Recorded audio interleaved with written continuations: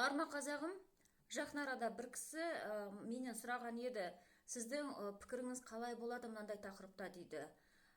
Бір қазақтың қызы ұлттық әшекейлерді тағып, тыржалаңаш суретке түскен екен.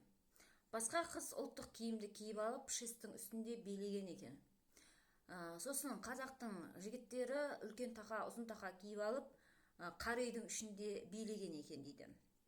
Өте жақсы сұрақ, сұрағыңызға рахмет. Енді менің жауабым.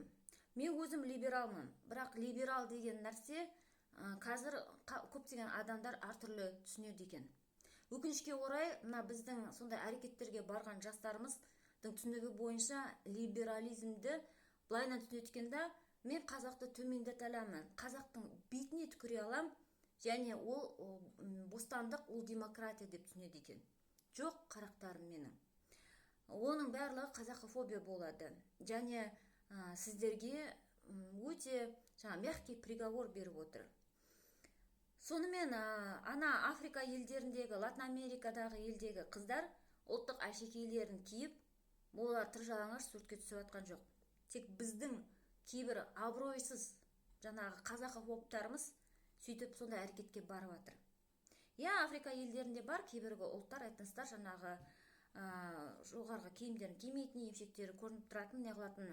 Бірақ қаншама ұлттар Африкада тұншығып киініп алады.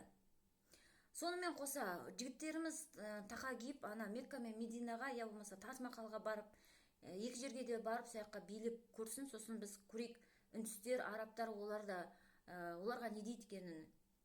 Бәлкім сотқа жеткізбей, халықтың өзі ол жерде олардың бәрін быт-шытын шығара ма, көрейік. Сосын жаңағы бейшіміз, тағы екінші бейшіміз стриптиз билеген. Он жерден шест, стриптиз дегенмен де, шест ол бәрібір стриптизбен ассоциация беретін зат болады. Сонымен сол қызымызды Қытайға жіберейік, ципао кигізіп, сосын Қытайдың танымал ғимараттарында сол стриптизін билеп көрсін, сосын көрейік Қытайдың компартиясы оған қандай жаза беретінін, Қытай халқы оған не деп айтатынын, бетіне қалай түкіре ма, түкірмей ма деген сияқты.